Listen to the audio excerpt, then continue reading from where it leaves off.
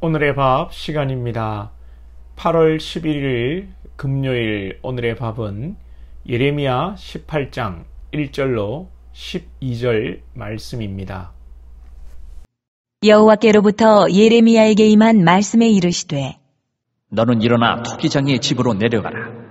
내가 거기에서 내 말을 내게 들려주리라 하시기로 내가 토기장이의 집으로 내려가서 본즉 그가 농로로 일을 하는데 진흙으로 만든 그릇이 토기장이의 손에서 터짐에 그가 그것으로 자기 의견에 좋은 대로 다른 그릇을 만들더라.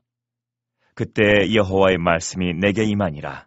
이르시되 여호와의 말씀이니라.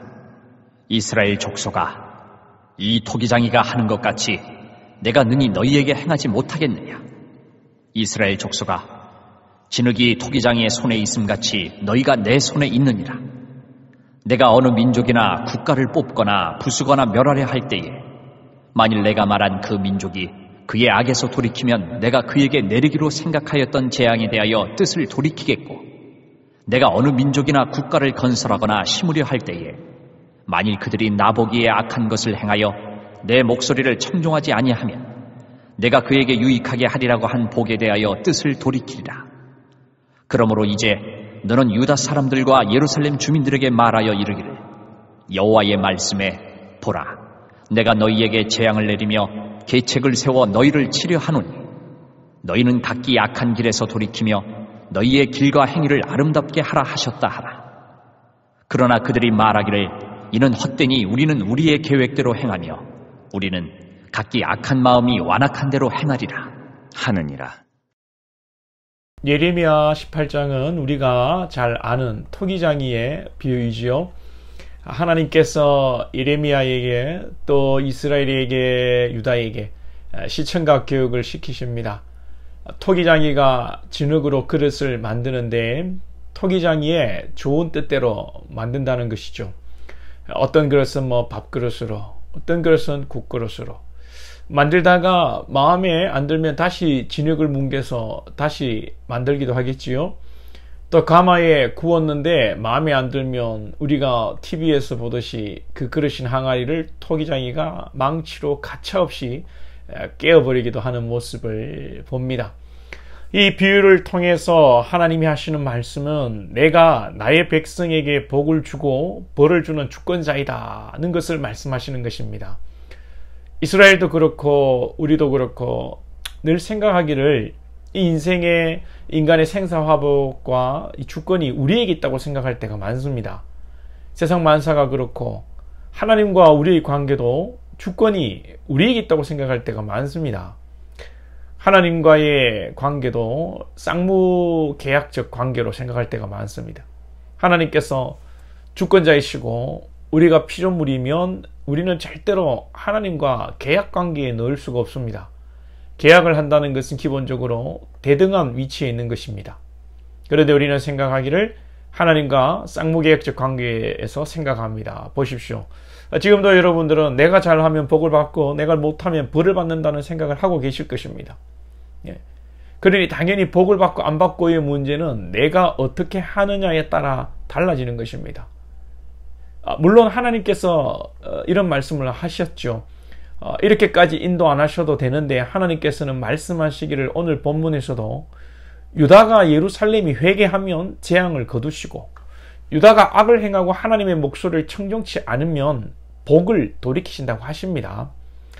그렇다고 해서 이것이 우리의 행위에 따라 결정되는 것이라고 생각하면 착각입니다. 하나님께서는 토기장이 비유를 통해서 하나님의 뜻대로 하시는 것을 보여주시는 것입니다. 아무리 남이 보기에 좋은 그릇처럼 보이고 잘 빚어지고 구워진 톡이라도 토기장의 마음에 안 들면 버려지는 것이고 깨어질 수 있는 것입니다. 우리 자신도 우리를 보기에 이만하면 됐다고 생각하지만 하나님의 기준에 도달할 수 없을 수 있고 없을 수 있는 게 아니라 도달할 수가 없지요. 우리는 생각하기를 내가 이만하면 됐다고 생각하는 경우가 많습니다. 그래요, 여러분. 그럼 이만하다고 칩시다. 그런데 얼마나 내가 해야 하나님의 이만함에 우리가 다다를 수 있을까요? 우리가 어떻게 살아야 지난날의 허물과 죄를 다 해결할 수 있을까요? 우리가 어떻게 해야 하나님의 사랑과 은혜를 다 갚을 수 있을까요? 그러니 우리는 지금 죽어도 여러분 망해도 할 말이 없는 존재라는 사실을 깨달아야 하는 것입니다. 그러함에도 우리가 그런 존재임에도 불구하고 오늘 우리가 하나님의 아름다운 피조의 세계에서 살아가는 것이 얼마나 은혜입니까? 분명한 사실은 우리는 잘난 것이 없고 오늘 비유에 의하면 우리는 터진 그릇입니다. 4절에서 터진 그릇에서 터지다의 이 히브리어는 부패하다, 망하다, 이를 그르치다 하는 뜻입니다. 하나님께서는 부패하고 망하고 그르친 우리 인생을 새롭게 빚어가신다는 것이죠. 우리 자신이 인생을 돌아볼 때 참 후회스럽고 부끄러운 일들이 많지 않습니까? 바르게 착하게 살아온 사람들이 위험합니다. 이런 것을 못 깨닫습니다. 더욱 은혜인 것은 정말 죄짓고 살아온 분들, 예수 믿고 변화된 이후에 자신의 삶이 정말 부끄럽다 느낄 때 여러분 이것이 은혜 아니겠습니까? 그래서 죄 가운데 은혜가 더한다고 죄가 많은 분들이 믿음 생활 잘하는 것을 보게 됩니다. 우리는 우리 자신을 돌아보면서 어떤 분들은 의롭게 살았다고 교만하기도 하지만 이것도 문제지만요. 또 문제는 자신의 과거를 돌아보면서 우울하고 소망을 잃어버리고 자신 없어 하는 분들도 여러분 문제입니다.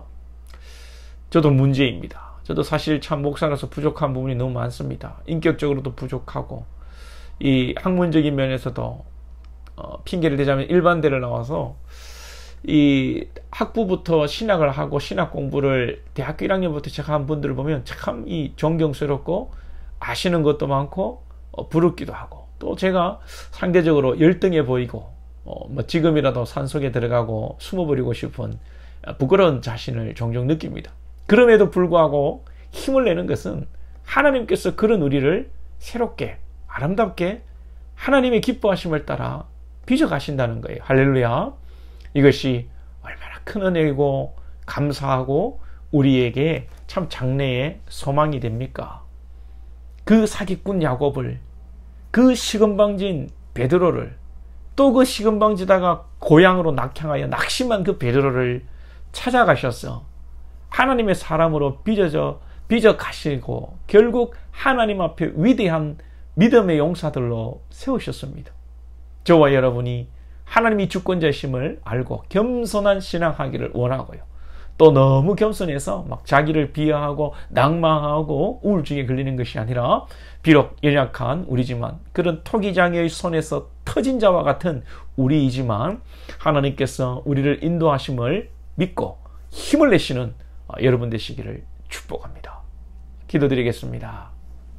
하나님, 토기장의 비유를 통하여서 우리는 터진 흙과 같고 아무것도 아닌 정말 하나님 창세 때의 흙으로 만든 연약한 아담입니다.